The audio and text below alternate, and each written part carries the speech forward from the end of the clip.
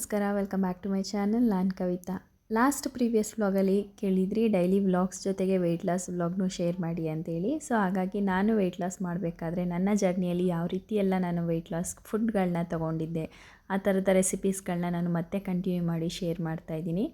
ಈ ವಿಡಿಯೋ ನಿಮಗೆ ಏನಾದರೂ ಸ್ವಲ್ಪನಾದರೂ ಯೂಸ್ಫುಲ್ ಅನಿಸಿದ್ರೆ, ನಿಮಗೆ ಇಷ್ಟ ಆದರೆ ಪ್ಲೀಸ್ ಒಂದು ಲೈಕ್ ಮಾಡಿ. ನಿಮ್ಮ ಅನಿಸಿಕೆ, ಅಭಿಪ್ರಾಯ ಹಾಗೆ ವೆಯ್ಟ್ ಲಾಸ್ ಬಗ್ಗೆ ಏನೇ ಡೌಟ್ಸ್ ಇದ್ದರೂ ಕಮೆಂಟ್ ಸೆಕ್ಷನಲ್ಲಿ ತಿಳಿಸಿ. ಖಂಡಿತ ನಿಮಗೆ ನೆಕ್ಸ್ಟ್ ವ್ಲಾಗಲ್ಲಿ ಶೇರ್ ಮಾಡ್ತೀನಿ. ಇಲ್ಲಿ ನಾನು ಬೆಳಗ್ಗೆ ಎದ್ದ ತಕ್ಷಣ 1 ಗ್ಲಾಸಷ್ಟು ಡಿಟಾಕ್ಸ್ ವಾಟರ್ ಅಂದರೆ ಜೀರಾ ವಾಟರ್ನ ತೊಗೊಂಡಿದ್ದೀನಿ. ಇದನ್ನು ವೆಯ್ಟ್ ಲಾಸ್ ಜರ್ನಿಯಲ್ಲಿ ಕಂಪಲ್ಸರಿ ನೀವು ತೊಗೊಳ್ಳೇಬೇಕು ಅನ್ನೋ ಅವಶ್ಯಕತೆ ಇಲ್ಲ. ಸೊ ಇದನ್ನು ತೊಗೊಳ್ದೇ ಬರೀ ಬಿಸಿ ನೀರಿನಲ್ಲಿ ಕೂಡ ನಾವು ವೆಯ್ಟ್ ಲಾಸನ್ನು ಮಾಡ್ಕೊಬೋದು. ಅಂದರೆ ನಾವು ಇದನ್ನು ಕುಡಿದ್ರೆ ಮಾತ್ರ ವೆಯ್ಟ್ ಲಾಸ್ ಆಗೋದು ಅನ್ನೋದನ್ನ ತುಂಬಾ ತಪ್ಪು. ಇದ್ರ ಜೊತೆಗೆ ಬ್ಯಾಲೆನ್ಸ್ಡ್ ಆಗಿ ನಮ್ಮ ಆಹಾರಗಳನ್ನ ತಗೋಬೇಕಾಗುತ್ತೆ. ಪೋಷನ್ ಕಂಟ್ರೋಲಲ್ಲಿ ಊಟ ಮಾಡಬೇಕಾಗುತ್ತೆ. ಪ್ರೋಟೀನ್ ರಿಚ್ ಆಗಿರೋಂಥ ಬ್ರೇಕ್ಫಾಸ್ಟ್, ಲಂಚ್ ಎಲ್ಲ ತೊಗೋಬೇಕಾಗುತ್ತೆ. ಪ್ರತಿ ಮೀಲ್ನಲ್ಲೂ ನಾವು ಪ್ರೋಟೀನ್ ಆ್ಯಡ್ ಮಾಡಿಕೊಂಡಷ್ಟು ನಾವು ವೆಯ್ಟ್ ಲಾಸ್ ಅನ್ನೋದು ಬೇಗ ಆಗುತ್ತೆ. ಮೊದಲಿಗೆ ನಾವು ಸಣ್ಣ ಆಗಬೇಕು ಅಂದರೆ ನಮ್ಮ ಮೈಂಡ್ ಸೆಟ್ಟನ್ನು ಸೆಟ್ ಮಾಡ್ಕೊಬೇಕು.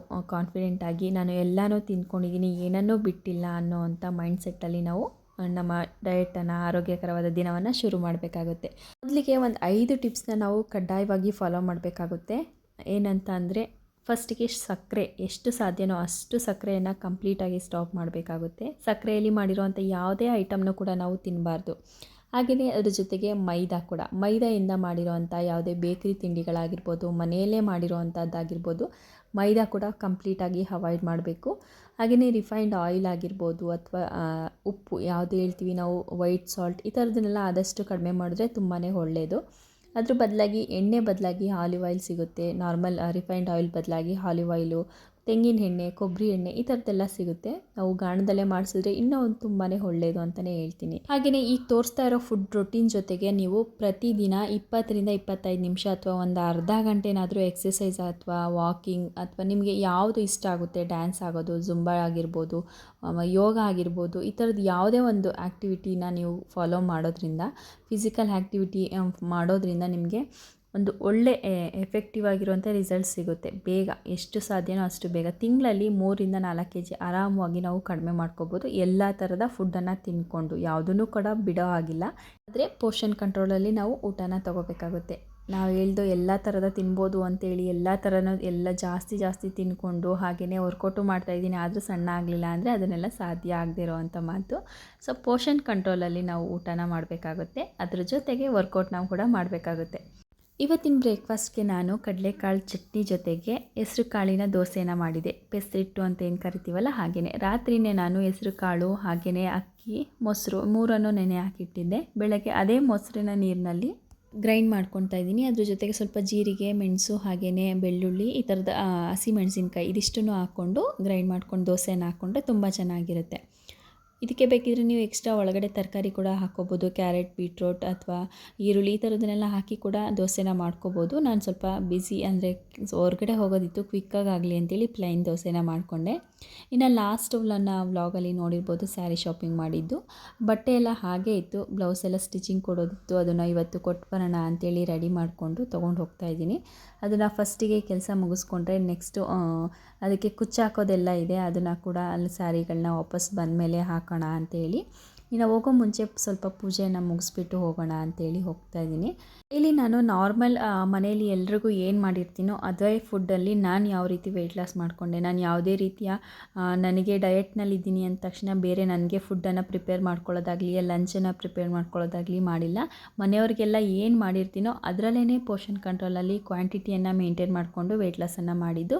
ನನ್ನ ಲಾಸ್ಟ್ ವೆಯ್ಟ್ ಲಾಸ್ ಜರ್ನಿ ವ್ಲಾಗ್ನ ಕೂಡ ಅಪ್ಲೋಡ್ ಮಾಡಿದ್ದೀನಿ ಒಂದು 3 months ಬ್ಯಾಕು. ಹೋಗಿ ಚೆಕ್ ಮಾಡಿ. ಅದರಲ್ಲೂ ಕೂಡ ಕೆಲವೊಂದು ಯೂಸ್ಫುಲ್ ಆಗಿರುವಂಥ ಟಿಪ್ಸ್ ಆಗಿರ್ಬೋದು, ವಿಷಯಗಳನ್ನ ಶೇರ್ ಮಾಡಿರ್ತೀನಿ. ಇನ್ನು ಟೈಲರಿಂಗ್ ಶಾಪ್ಗೆ ಹೋಗ್ಬಿಟ್ಟು ಅಲ್ಲೆಲ್ಲ ಕೊಟ್ಟು ಬಂದಿದ್ದ ನಂತರ ಅಲ್ಲಿ ಯಾವುದೇ ಜಾಸ್ತಿ ವೀಡಿಯೋಸ್ಗಳನ್ನ ಮಾಡ್ಕೊಳ್ಳಿಲ್ಲ. ಇನ್ನು ಬಂದ ತಕ್ಷಣ ಸ್ವಲ್ಪ ಏನಾದರೂ ತಿನ್ನಬೇಕು ಅಂತ ಅನ್ನಿಸ್ತಿರುತ್ತಲ್ವ. ಇನ್ನು ಯಾವುದೇ ಕಾಫಿ ಟೀ ಏನೂ ಮಾಡ್ಕೊಂಡಿರಲಿಲ್ಲ ಬೆಳಗ್ಗೆಯಿಂದ. ಸೊ ಹಾಗಾಗಿ ಅಲ್ಲಿಂದ ಬಂದ ತಕ್ಷಣ ಸ್ವಲ್ಪ ಡ್ರೈ ಫ್ರೂಟ್ಸ್ ಇತ್ತು, ಅದನ್ನು ಕೂಡ ತೊಗೊಂಡು 1 ಗ್ಲಾಸಷ್ಟು ಟೀಯನ್ನು ಮಾಡ್ಕೊತಾ ಇದ್ದೀನಿ. ಸೊ ಒಂದೇ ಸಲ ಎಲ್ಲನೂ ಸ್ಟಾಪ್ ಮಾಡಲಿಕ್ಕಾಗಲ್ಲ ಅಲ್ವಾ. ನಾನು ಎಲ್ಲನೂ ಪ್ರತಿದಿನವೂ ಕಾಫಿ ಟೀಯನ್ನು ತೊಗೊಂಡೇ ವೆಯ್ಟ್ ಲಾಸ್ ಮಾಡ್ಕೊಂಡಿದ್ದು. ಸೊ ಹಾಗಾಗಿ ಇವತ್ತು ಸಕ್ಕರೆಯನ್ನು ಬಳಸ್ತಿಲ್ಲ. ಇದುವರೆಗೂ ನಾನು ಅಷ್ಟೊಂದು ಸಕ್ಕರೆಯನ್ನು ಯೂಸ್ ಮಾಡಿರಲಿಲ್ಲ. ಇವತ್ತು ಕಂಪ್ಲೀಟಾಗಿ ಒಂದು ಕ್ವಾಂಟಿಟಿಯನ್ನು ಸ್ವಲ್ಪ ಪ್ರಮಾಣದಲ್ಲಿ ಕಡಿಮೆ ಮಾಡಿಕೊಂಡು ವಿತೌಟ್ ಶುಗರ್ನ ಹಾಕಿ ಟೀಯನ್ನು ಮಾಡ್ಕೊತಾ ಇದ್ದೀನಿ. ಯಾರೇ ಆದರೂ ಅಷ್ಟೇ ಒಂದೇ ದಿನದಲ್ಲಿ ಎಲ್ಲನೂ ಸ್ಟಾಪ್ ಮಾಡಿ ನಾವು ವೆಯ್ಟ್ ಲಾಸ್ ಮಾಡಲಿಕ್ಕೆ ಆಗಲ್ಲ. ಅದು ತುಂಬಾ ಅನ್ಹೆಲ್ದಿ ಥರನೇ ಅನಿಸ್ಬಿಡುತ್ತೆ. ಎಲ್ಲನೂ ಒಂದೇ ಸಲ ಬಿಟ್ಬಿಡೋದು, ಬಾಡಿನೂ ಅಷ್ಟು ಸಪೋರ್ಟ್ ಮಾಡಲ್ಲ. ಸೊ ಹಾಗಾಗಿ ಫಸ್ಟಿಗೆ ಸ್ವಲ್ಪ ಸ್ವಲ್ಪ ಪ್ರಮಾಣದಲ್ಲೇ ನಾವು ಬಿಟ್ಕೊಂಡು ಕಡಿಮೆ ಮಾಡಿಕೊಂಡು ಬಂದರೆ ನಮಗೆ ಕ್ವಾಂಟಿಟಿ ಕೂಡ ಮೇಂಟೈನ್ ಆಗುತ್ತೆ. ಅದು 6 ತಿಂಗಳು ಮಾಡೋದು 1 ವರ್ಷ 2 ವರ್ಷ ಗಂಟ ನಾವು ಫಾಲೋ ಮಾಡ್ಕೋಬೇಕಾಗುತ್ತೆ. ನಾವೀಗೇನೆಂದರೆ ಒಂದು 3 ತಿಂಗಳು ಅಥವಾ 6 ತಿಂಗಳು ಈ ರೀತಿ ಎಲ್ಲನೂ ಕಂಪ್ಲೀಟಾಗಿ ಸ್ಟಾಪ್ ಮಾಡಿ ವೆಯ್ಟ್ ಲಾಸ್ ಮಾಡ್ಕೊತೀವಿ. ಅದಾದಮೇಲೆ ಸ್ವಲ್ಪ ಸ್ವಲ್ಪನೇ ಪ್ರಮಾಣದಲ್ಲಿ ತೊಗೊಳೋಕ್ಕೆ ಶುರುವಾದಾಗ ಮತ್ತೆ ವೆಯ್ಟ್ ಗೇನ್ ಆಗುತ್ತೆ. ಅದ್ರ ಬದಲಾಗಿ ಸ್ವಲ್ಪ ಸ್ವಲ್ಪನೇ ಪ್ರಮಾಣದಲ್ಲಿ ನಾವು ಕಡಿಮೆ ಮಾಡ್ತಾ ಬಂದರೆ ಅದು ಲಾಂಗ್ ಟೈಮ್ ಜರ್ನಿ ಆಗಿರುತ್ತೆ. ಹಾಗೆಯೇ ನಾವು ಅದೇ ರೊಟೀನ್ಗೆ ಅಡ್ಜಸ್ಟ್ ಆಗಿಬಿಟ್ಟಿರ್ತೀವಿ. ಸೊ ಆಗ ವೆಯ್ಟ್ ಲಾಸ್ ಅನ್ನೋದು ಈಸಿಯಾಗಿ ಆಗುತ್ತೆ, ಮತ್ತು ವೆಯ್ಟ್ ಗೈನ್ ಆಗೋಕ್ಕೆ ಚಾನ್ಸೇ ಇರೋದಿಲ್ಲ. ಹಾಗಾಗಿ ಯಾರೆಲ್ಲ ಕಾಫಿ ಟೀಗೆ ತುಂಬ ಅಡಿಕ್ಟ್ ಆಗಿರ್ತೀರೋ ನಂತರ ಸ್ವಲ್ಪ ಸ್ವಲ್ಪನೇ ನಾನು ಫಾಲೋ ಮಾಡಿರೋ ಈ ಟಿಪ್ನ ಫಾಲೋ ಮಾಡಿ, ಖಂಡಿತ ನಿಮಗೆ ರಿಸಲ್ಟ್ ಸಿಗುತ್ತೆ. ಇಲ್ಲಿ ನಾನು ಫಸ್ಟು ಡೈಲಿ 1 ಕಪ್ಪನ್ನು ಬೆಳಗ್ಗೆ ತೊಗೊತಿದ್ದಂಥ 1 ಕಪ್ಪಲ್ಲಿ ಕಾಫಿಯನ್ನು ಇವಾಗ 2 ಟೈಮ್ಸ್, ಬೆಳಗ್ಗೆ ಅರ್ಧ ಗ್ಲಾಸು, ಸಂಜೆ ಅರ್ಧ ಗ್ಲಾಸು ಈ ರೀತಿ ತೊಗೊಂಡಿದ್ದೀನಿ. ನನ್ನ ನೆಕ್ಸ್ಟ್ ಡೇಗಳಲ್ಲಿ ಕೂಡ ಅದನ್ನು ಕೂಡ ಕಡಿಮೆ ಮಾಡ್ತಾ ಬರ್ತೀನಿ. ಅದನ್ನು ಕೂಡ ನಿಮ್ಮ ಜೊತೆ ಶೇರ್ ಮಾಡ್ತೀನಿ. ನೀವು ಕೂಡ ಇದೇ ಫಾಲೋ ಮಾಡಿ, ಖಂಡಿತ ನಿಮಗೆ ಒಳ್ಳೆ ರಿಸಲ್ಟ್ ಸಿಗುತ್ತೆ. ಇನ್ನು ಮಧ್ಯಾಹ್ನದ ಊಟಕ್ಕೆ ಅಂತೇಳಿ ಸ್ವಲ್ಪ ಬೇಳೆ ಜೊತೆಗೆ ಪಾಲಕ್ ಸೊಪ್ಪನ್ನು ಹಾಕ್ಬಿಟ್ಟು ಮಿಕ್ಸಾಗಿ ದಾಲ್ ಮಾಡ್ಕೊತಾ ಇದ್ದೀನಿ. 2 ಥರದ ಬೇಳೆನ ಹಾಕಿದ್ದೀನಿ, ಮಸೂರು ದಾಲನ್ನು ಕೂಡ ಸೇರಿಸಿದ್ದೀನಿ. ದಾಲ್ಗೆ ಇದು ಚೆನ್ನಾಗಿರುತ್ತೆ ಟೇಸ್ಟು, ಅದಕ್ಕೋಸ್ಕರ. ಇನ್ನು ಅದ್ರ ಜೊತೆಗೇ ನಾನು ಸ್ವಲ್ಪ ರಾಜ್ಮಾ ಬೀನ್ಸ್ ಅಂದರೆ ಕಿಡ್ನಿ ಬೀನ್ಸ್ ಅಂತ ಏನಿರ್ತೀವಲ್ಲ ಅದನ್ನು ಕೂಡ ಪಲ್ಯಕ್ಕೆ ಮಾಡ್ಕೊಳ್ಳೋಣ ಅಂತೇಳಿ ಒಟ್ಟಿಗೆ ಬೇಯಲಿಕ್ಕೆ ಇಟ್ಕೊಂಡಿದ್ದೆ. ಇನ್ನು ದಾಲ್ ಮಾಡಲಿಕ್ಕೆ ಅದ್ರ ಜೊತೆಗೇ ಎಲ್ಲನೂ ಹಾಕಿದ್ದೀನಿ ನಾನು. ಈರುಳ್ಳಿ, ಟೊಮೊಟೊ ಆಗಿರ್ಬೋದು, ಮೆಣಸಿನ್ಕಾಯಿ, ಅಚ್ಕಾರದ ಪುಡಿ ಎಲ್ಲನೂ ಹಾಕಿದ್ರಿಂದ ಅದನ್ನು ಹಾಗೆಯೇ ಮಸ್ತು ಕೊನೆಯಲ್ಲಿ ಒಗ್ಗರಣೆಯನ್ನು ಹಾಕ್ಕೊಳ್ಳೋದಷ್ಟೇ ಈಸಿಯಾಗಿ ಆಗಿಬಿಡುತ್ತೆ. ಟೈಮ್ ಕೂಡ ಸೇವ್ ಆಗುತ್ತಲ್ವ. ಹಾಗಾಗಿ ಇನ್ನು ಬೆಳಗಿನ ಬ್ರೇಕ್ಫಾಸ್ಟು ಕೂಡ ನೋಡ್ಬೋದು ನೀವು, ಹೆಚ್ಚಾಗಿ ಪ್ರೋಟೀನ್ ಇರುವಂಥ ದೋಸೆನೇ ಮಾಡ್ಕೊಂಡಿದ್ದು. ಹೆಸರು ಕಾಳಲ್ಲಿ ಕೂಡ, ಮೊಳಕೆ ಕಾಳಲ್ಲಿ ಕೂಡ ಒಳ್ಳೆ ಪ್ರೋಟೀನ್ ಇರುತ್ತೆ.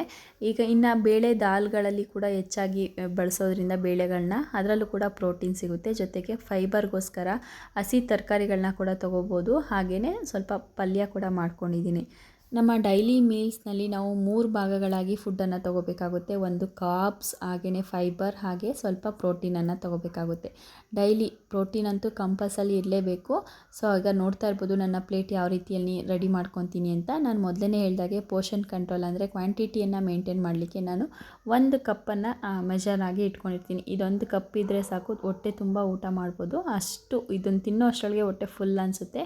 ನಾವು ಅಂದರೆ ನಾನು ಡಯಟ್ ಶುರು ಮಾಡೋ ಮುಂಚೆ ಇಷ್ಟೊಂದೆಲ್ಲ ಊಟ ತಿಂತಾನೆ ಇರಲಿಲ್ಲ. ಜಸ್ಟ್ ಅನ್ನ ಸಾಂಬಾರು ಅಥವಾ ಜಸ್ಟ್ ಮೊಸರನ್ನ ಇದರಲ್ಲೇ ಮುಗಿಸ್ಬಿಡ್ತಾ ಇದ್ವಿ. ಈಗ ನೋಡ್ತಾ ಇರ್ಬೋದು ತಟ್ಟೆ ಫುಲ್ ಕಲರ್ಫುಲ್ಲಾಗಿರುತ್ತೆ, ಫುಲ್ಲಾಗಿರುತ್ತೆ. ಇದರಲ್ಲಿ ಗುಡ್ ಫ್ಯಾಟಿಗೆ ಆಯಿಲ್ನ ಯೂಸ್ ಮಾಡಿರ್ತೀನಿ. ಹಾಗೆಯೇ ಪ್ರೋಟೀನ್ಗೋಸ್ಕರ ಚಿಕನ್ ಪೀಸ್ ಇತ್ತು ನೆನ್ನೆ ಮಾಡಿದ್ದು, 2 ಚಿಲ್ಲಿ ಚಿಕನ್ ಪೀಸನ್ನು ಯೂಸ್ ಮಾಡ್ಕೊಂಡು ತೊಗೊಂಡಿದ್ದೀನಿ. ಹಾಗೆಯೇ ಕಾರ್ಬ್ಸ್ಗೆ ರೈಸ್ ಇದೆ, ಫೈಬರ್ಗೆ ತರಕಾರಿಗಳಿದೆ, ಪ್ರೋಟೀನ್ಗೆ ಕೂಡ ನಾನು ಮೊದಲೇ ಹೇಳಿದಾಗೆ ಚಿಕನ್ ಇದೆ. ಅದ್ರ ಬದಲಾಗಿ ನಾನ್ ವೆಜ್ ತಿನ್ನಲ್ಲ ಅನ್ನೋರು ಇದು ಪನ್ನೀರ್ ಆಗಿರ್ಬೋದು, ಸೋಯಾ ಆಗಿರ್ಬೋದು, ಅಥವಾ ಯಾವುದೂ ಇಲ್ಲ ಮನೆಯಲ್ಲಿ ಅನ್ನೋರು ಮೊಸರನ್ನ ಕೂಡ ಯೂಸ್ ಮಾಡ್ಕೋಬೋದು, ಅಥವಾ ಮಜ್ಜಿಗೆ ಕೂಡ ತೊಗೋಬೋದು.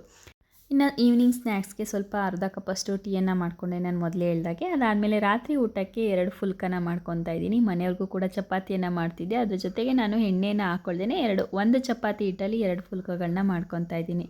ಇದಿಷ್ಟು ಇವತ್ತಿನ ನನ್ನ ಡಯೆಟ್ ಫುಡ್ನ ರೊಟೀನ್ ಆಗಿರುತ್ತೆ. ಇನ್ನು ಹೆಚ್ಚಿನ ವೀಡಿಯೋಗಳು ಆಗಿರ್ಬೋದು ಅಥವಾ ಹೆಚ್ಚಿನ ಏನಾದರೂ ಟಿಪ್ಸ್ ಬೇಕಿದ್ದರೆ ಕಾಮೆಂಟ್ ಸೆಕ್ಷನಲ್ಲಿ ತಿಳಿಸಿ. ಏನಾದರೂ ಡೌಟ್ಸ್ ಇದ್ದರೆ ನೆಕ್ಸ್ಟ್ ವ್ಲಾಗಲ್ಲಿ ನಾನು ಶೇರ್ ಮಾಡ್ತೀನಿ.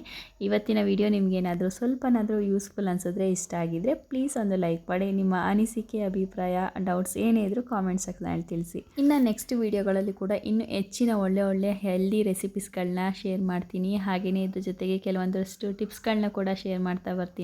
ಇವತ್ತಿನ ವಿಡಿಯೋನ ಇಲ್ಲಿಗೆ ಎಂಡ್ ಮಾಡ್ತಾ ಇದ್ದೀನಿ. ಮತ್ತೆ ಒಂದು ಹೊಸ ಡಯಟ್ ವ್ಲಾಗ್ ಜೊತೆಗೆ ಸಿಗೋಣ. Thanks for watching.